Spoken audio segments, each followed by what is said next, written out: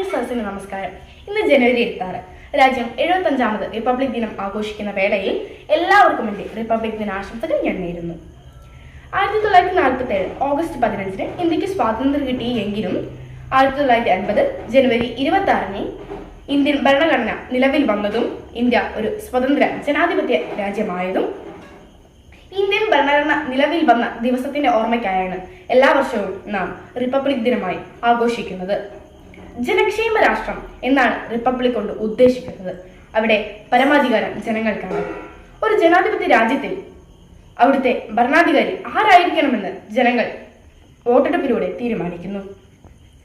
ഇന്ത്യയിലെ പരമോന്നത നിയമമായ നമ്മുടെ ഭരണഘടന ജാതിമതഭേദമില്ലാതെ ജനങ്ങൾക്ക് തുല്യനീതി, സമത്വം, സ്വാതന്ത്ര്യം എന്നിവ ഉറപ്പാക്കുന്നു.